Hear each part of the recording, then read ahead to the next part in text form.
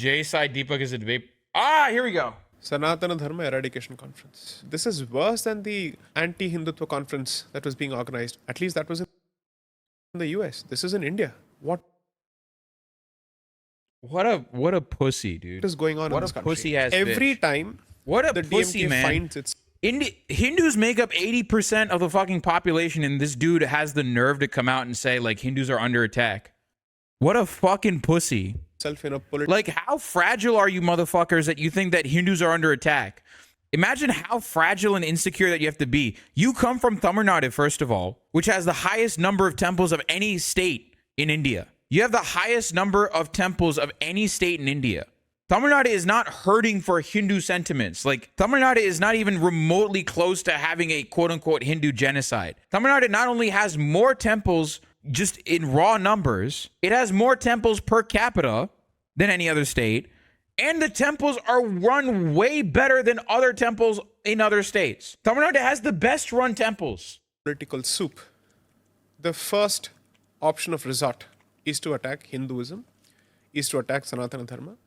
Good. The Dravidian movement has always been a separatist movement. The founders of the Justice Party No, it hasn't.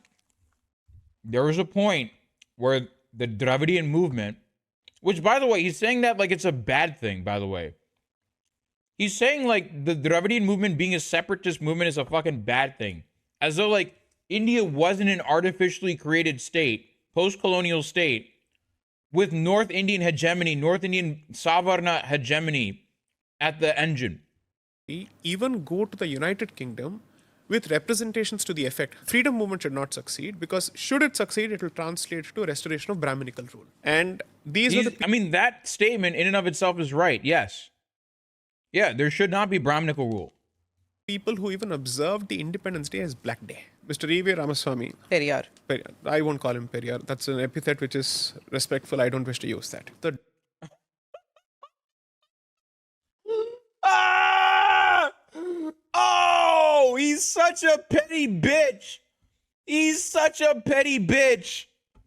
He's such a petty fucking bitch. Oh, no, he's so fucking petty. He's such a petty fucking bitch. Dude, oh, you know, this dude's such a, like, Tamil Brahmins are some of the most butthurt motherfuckers on this planet. He does the same with Gandhi. He calls him Mohandas Gandhi instead of Mahatma or Gandhi Ji. Gandhi, I can understand. Gandhi was actually a fucking racist. He doesn't call Periyar Periyar because he's just mad that Periyar basically said very mean things about Brahmins. dirtiest part of Dravidianist politics was competition for the Brahmin woman. She was offered as the prize. The exodus of the Brahmin community from Madras Presidency and subsequently in Tamil Nadu is an unsung story with nobody having captured it properly. You want to know why? Here we go. Brahmin emigration was driven by opportunity, not socialism or identity politics. P. Tyagarajan. Oh, look. Is it this guy? Is it actually P. Tyagarajan? Oh, look. Has suffered unfair marginal. Here's my understanding of Dume's logic and conclusions. The Tamil Brahmin community has suffered unfair marginalization in the home state of Tamil Nadu, known as Madras State between independence in 1967 and a part of the Madras Presidency during British colonial rule. The marginalization is evidenced by the emigration of Tamil Brahmins such as Shamala Gopalan. Shamala Gopalan, by the way, is Kamala Harris's mom. Sundar Pichai. First of all, Sundar Pichai was not marginalized. This motherfucker had a 3-bedroom apartment in the middle of fucking Chennai. Do you know how rich you have to be to have a 3-bedroom flat in Chennai? These examples being, the emigration of these named and unnamed Tamil Brahmins who are significant achievers have been a significant loss to, presumably, their state of origin, Tamil Nadu in India. This marginalization-driven immigration is due to A, socialism, pan-India post-independence, and B, identity politics, which has been a hallmark of Tamil independence. Okay, this is what they're citing as a problem. There are some factual errors in the article. For example, reservations were first introduced in the 1920s by the Justice Party government of Madras Presidency, formed by the Indian members of the Legislative Council elected under the diarchy model implemented through the Montagu-Chelmsford reforms. But I'll focus on the profound flaws in the logic and presumption, as well as the internal contradiction leading up to these fallacious conclusions. All the Americans in the chat, when we talk about reservation, we're not talking about the American Indian res. We're not talking about that. We're talking about affirmative action in India. This I'm just read this article, okay? I'm not going to go through all of this. Why do you want to have two different yardsticks or standards to be applied to two sets of movements, both of which are based on anti-Brahminism? There was this Dravidianist poet Bharatidasan who basically came out with this saying that if you see a snake and you see a Brahmin, kill the Brahmin first. Okay, that is an actual quote by Periyar. And that is not a quote that can be very easily justified. I'll be honest. That is a real quote that Periyar said about Brahmins. And yes, you cannot defend. So when people defend Periyar, they're not defending that particular quote. They're not, when people defend, here's the thing that a lot of bad faith, cynical bastards like J Sai Deepak will do. When they say like, oh, these guys, like they lift up Periyar, or he won't say Periyar because he's a petty little bitch. But when people lift up, when people talk about E.V. Ramaswamy, as he would say, he will say like, oh, these guys love a man that said all this. No, they're saying that they defend the principles of anti-Brahminism, which is good. There should be no Brahmin caste. That is not a thing. There should be no such thing as caste. Caste should not be a thing.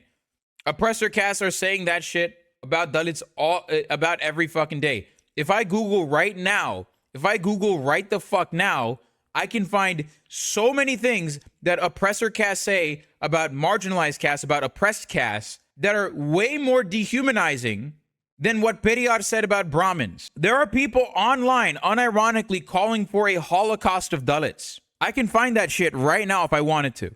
There are oppressor castes literally calling for a holocaust. I can find that shit right now and show you. But again, because this dude is incapable of looking past his own bias and like this dude stands to gain. The Shukla dude literally peed on an Adivasi. Yeah. All Periyar said was words. Periyar said words. Brahmins have literally violated, and upper castes have literally violated oppressed castes. Like what Periyar did is nothing in comparison to the violence that Dalits face every single day. The end game of Dravidianism was always destruction of Hinduism. The reason why the missionaries want the destruction of caste is not because they want an egalitarian society. It takes away that one final barrier that prevents conversion. Comment before we talk about the whole concept of, the larger picture about Sanatana Dharma and all. Let's just begin first with Uday. The Gunda Punda Mauna Pare.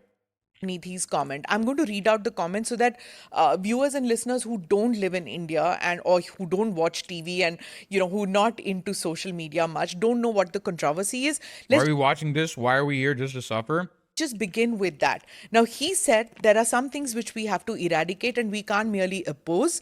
Mosquitoes, dengue fever, malaria, corona, all these are things which we cannot oppose. We have to eradicate them. Sanatanam is also this. Yes. And that is correct. Eradicating, not opposing Sanatanam. I see no issues with what Udayanidhi said. Sanatanam should be our first task. Now, he said this. Why do you think he suddenly spoke about this? I mean, there are people who live in Tamil Nadu say that it's something that his father, Stalin. If India were actually like that, it would be better because of conversion to Buddhism than Islam. Malaysian at SEA have no caste. Okay, here's the problem, 64. People will always find a way to sneak hierarchy. There is always going to be some form of oppression that needs to be resisted against. And his grandfather, Karunanidhi, have said behind closed. So it's not a matter of changing religion. You have to change the fundamental thought process that leads to that. Caste is an especially brutal form. Again, I agree with that, but I'm saying the problem that we have to attack is that thinking to begin with. Those doors, or in whisper. We have to tackle the economics. We have to tackle everything, is what I'm saying. But like, now it's come out in the open, and it's not as if it was an off-the-cuff remark. He clearly knew what he was saying, and he's said it well thought out thing at a conference. What conference? Sanatana Dharma Eradication Conference. What else do you expect him to speak on? He said what he said because that was the theme of the conference. People have latched on to his statement. Yeah, but good. the fact that there is a platform that is being put together, how different is it? This is worse than the Non-Indian chatters, the history of caste-based discrimination is somewhat parallel to the slavery and racism, with the upper caste being equivalent to slave owners and racist white people. That's a very good, that's a quick intro into what caste is, yes. anti-Hindutva conference that was Great being intro. organized, or that was organized in the US a few months ago. At least that was in the US. This is in India, Bharat rather. And you have people who have managed to put together such an event. The HRC minister. Let me make something very clear. Sanatana Dharma is the Hindu nationalist form of the religion. It is oppressive. It is a tool of fascism. These people will tell you that attacking the institution is an attack against all versions of the religion. Do not believe them. Hindu itself is a lie. I'm gonna come. Hinduism itself is a bit of a misnomer, because what the West knows as Hinduism is a British Brahmin creation. It is a creation of the British Brahmin nexus. Brahmins, like this scumbag over here, his ancestors literally collaborated with the British. They were compradors.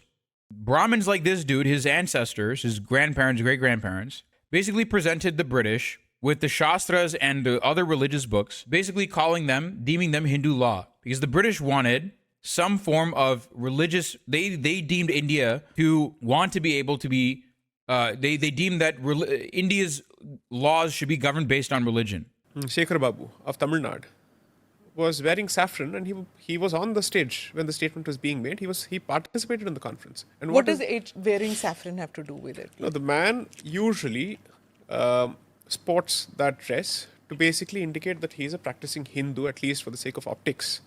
But everything that the Tamil Nadu HRC department has done, which is the Hindu Religious and Charitable Endowments department, has done ever since the DMK has taken over, or even before, no government has been different in this regard, has been everything but Hindu. It's completely anti-Hindu. Oh, really? How? But for someone who presides over a department that is dedicated to Hindu religious and charitable endowments, to Okay, here's why he's opposing all that. Because most of the temples in Tamil Nadu are run by the government. They're run by the government. And because they're run by the government, they're actually much better run. They're run better than most other temples outside of Tamil Nadu, right? Now, here's the thing. The reason that Brahmins like this guy oppose the government intervention in these temples, they'll tell you, and they'll probably believe it. Like, I know people that do believe the propaganda. They'll say that, oh, it's not fair that temples are being policed, but mosques aren't. Never mind the existence of the Waqf board. Never mind that all religions in Tamil Nadu are policed, right? They're controlled by the government to some level. But the real fucking reason that a lot of people get mad, that a lot of Brahmins get mad at the government for running the temples, is because the hundis that are in the temple, that money, there's a thing called a hundial.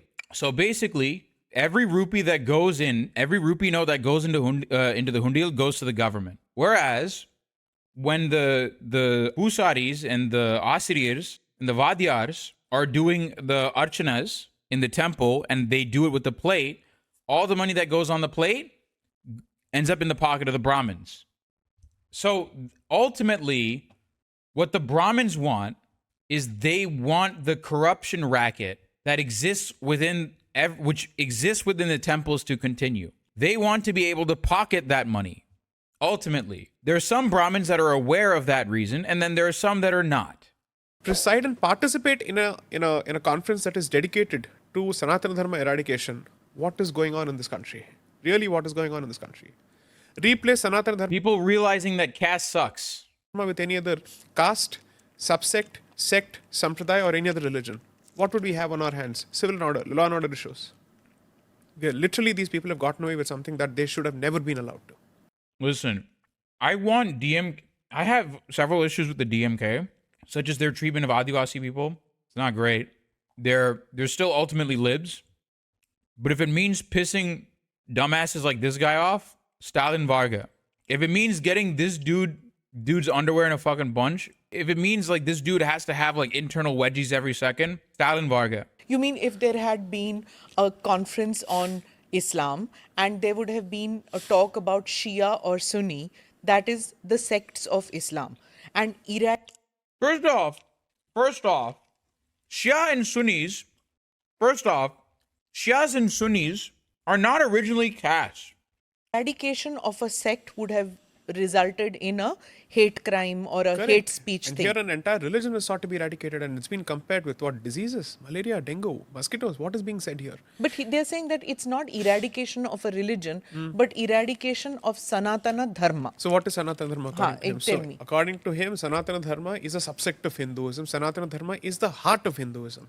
To actually make this silly distinction, so you have to realize something here. And you ask me, why has he said this? What is the timing? There are quite a few issues at play here. One, 2024. Obviously, I.N.D.I.A. Right? That's the other issue. So clearly, the opposition or the coalition that they've put together has this as their stated agenda, which you can see in all the statements being echoed and stated after Udayanidhi Stalin's statement. Mr. Mallikarjun Kharge said something to this effect, where he said that if Mr. Modi is back, then Sanatana Dharma will rule. Right? At least his statement is still tolerable to some extent. You equate his version of the religion to his entire religion. Yes. He is a Brahmin. J Sai Deepak. Yeah, Shias and Sunnis are comparable to Shaivites and Vaishnavites. Actually, that's a much better comparison. Yes. That is a much better comparison. They're not castes. They're not proper castes. Some have been turned into castes, right? In some respects, sometimes people will say that Shias and Sunnis are castes. Some Muslims will call themselves, my caste is Shia Muslim. Some people will say that. But Shias and Sunnis outside of India are not castes. They are sects. They're different. Then I think the Congress. Here's the thing. You can change your sect. You cannot change your caste. Spokesperson in Tamil Nadu, Ms. Ramachandran, has also made a similar statement, right? Where they say, and I think the other gentleman, Priyank Kharge. Kharge, look at his statement that anything that has inequality at the heart of it and caste at its heart is as good as a disease, and it needs to be eradicated. These are. Wait.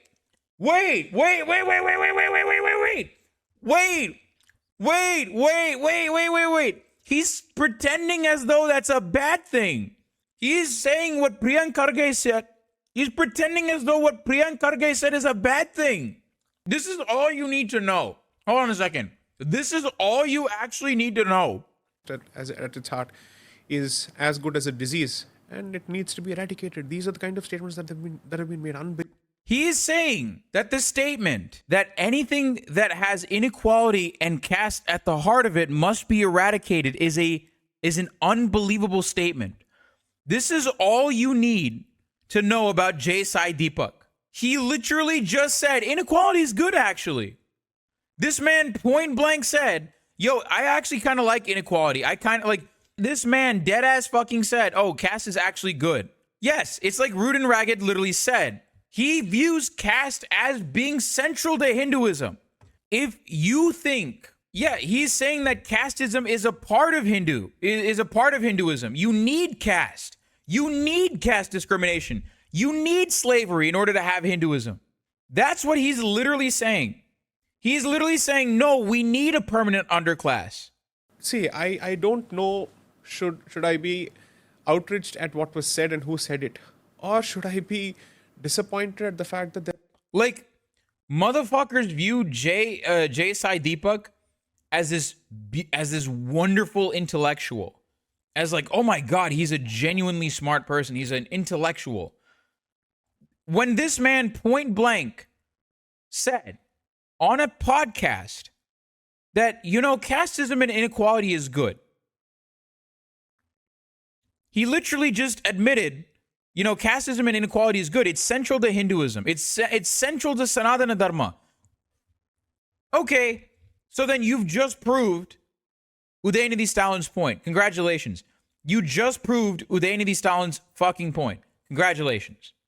There's been hardly any reaction from the Hindu society. It's almost as if it's par for course. It's something that they've come to accept as a matter of daily political life in this country. So the Congress official spokesperson who gave the press conference said that the Congress believes in Sarva Dharma Sambhavan. He supports caste and inequality because he's an upper caste oppressor. Exactly. He's not an intellectual. He just knows some English words. Exactly. He speaks English. That's the only thing he has going for him. So there are multiplicity of views about Hinduism, and he's welcome to his view. Is the general opinion in So are we Congress. allowed to hold similar views with respect to any other faith system in this country? I'm sorry, but if this question cannot be answered in isolation. Yo, guys, what about the Muslims? Why can't we discriminate against Muslims? We can't discriminate against. First of all, a lot of the Christians and Muslims, he knows this himself because he's parroting the conspiracy theory that churches are trying to convert Tamils to Christianity, and Saudi Arabia is trying to convert Tamils to Islam. But see, the larger issue is there's one person who is missing in this entire picture. Where is the finance minister of Tamil Nadu? Or at least Mr. Periyar Tyagarajan? Why has he been sidelined from the DMK IT wing? Because of the release of certain tapes. Which First of all, PTR was not the only person that was removed from their position and shifted around. Just for the record. But yes, whatever. That still does not fucking negate what Udaynidhi Stalin said. If he is oppressed by white supremacists like they do lower caste, they're gone. Their heartbeat, they're gone. Changes in a heartbeat. Annamalai undertook a few months ago. Right? Ever since those revelations and that expose, the man's been... Okay, this is whatever. I don't So, care. Justice Party as a movement gains traction significantly on its anti-Brahmin plank. There is a caste politics by then which has already found a significant amount of purchase thanks to all the work of the colonial establishment and the preceding missionaries by then. Excuse me. It's a bit rich for a Brahmin like J Sai Deepak to talk about the colonial establishment when the whole reason for Hinduism being a thing is because of his caste collaborating with the British. His caste literally collaborated with the British. It's a bit, I love it when Savarnas pretend as though they're like anti-British. Motherfucker, your family, your caste, your entire fucking caste collaborated with the British to institute the Dharma Shastras as Hindu law. Hinduism is a quote unquote religion, and we don't talk about Shaivism, Vaishnavism. We don't talk about the various indigenous religions of India. We all clobber them as part of Hinduism because of your family, because of the Brahmin castes. So, the most popular figures who are responsible for creating this fissure through their scholarly work, you have an administrator by the name Francis Ellis White. Then you have one missionary by the name Robert Caldwell, and then George Pope. Each of them takes the scholarship forward and mainstreams it to the extent He's just lying at this point. This entire thing is just him lying.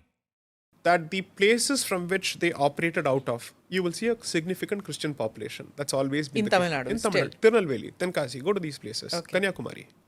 That's how this, that was the experimental base. That was the breeding ground for this ideology, right? Now then, when the Justice Party wants to succeed on the basis of its anti-Brahmin plank, it certainly latches on significantly to all these theories to say Brahmins are Aryans. They are northerners. The language that they speak, Sanskrit, is closer to Hindi. Our language is different. Look at the differences in script. Okay, but that's actually true, though. Wait, is Hindi not a descendant of Sanskrit? Is it not? Hindi is an artificial language, which was Hindustani, that was populated with Sanskrit words, with Sanskrit loanwords. That's what Hindi is. That's what Shuddh Hindi is. We are an indigenous people. But actually, Yeah, like, again, Tamils are probably more indigenous to Tamil Nadu. Like the Tamil language is more indigenous to Tamil Nadu than fucking Hindi is, than Sanskrit is. Yeah, that's true. Wait, was it not true that Sanskrit was a language that was only supposed to be spoken by Brahmins? But this is exactly the same argument used by neo-Nazi. No. There is, okay, the difference between neo-Nazi North Indian nerds and the Dravidian movement is that the Dravidian movement weaponized it for self-liberation. Whereas neo-Nazi North Indian nerds are saying, yeah, Brahmins should colonize the South. There's a difference between what the idiot, like, Aryan wannabe North Indian nerds. Yeah, there's a difference between that and what the Dravidian movement says. Chatter's Aryan invasion theory is a myth and the topic of current academic research. People have been using this for their political goals for a long time. Aryan migration theory is real. It was an invasion theory, but it's called Aryan migration theory. That's a real thing, because how else did the Indo-Aryan languages come to India? Were Sanskrit, and they were there in Tamil Nadu. If you talk to practitioners of the Vedic knowledge system, the belief is this. There are two grammarians, Panini and Agastya. Panini is responsible for Sanskrit. Agastya is responsible for Tamil. The Tamil structure is based on what is called Agatyam, which is nothing but upabhransh or a corruption of Agastya. No, this is not true. Tamil structure is based off of what is described in the Tolkappiyam. Okay. Now, going by their logic, Agastya was a North Indian. So Tamil has to... This is literally not true. Old Tamil, that's not even what... Okay, this is so stupid. We're getting into language nerd shit. Oh my God.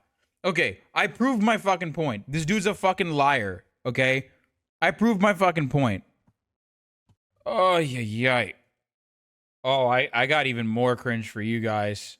Who's your favorite action hero of all time? From the West, India, anywhere, and why? Hanumanji.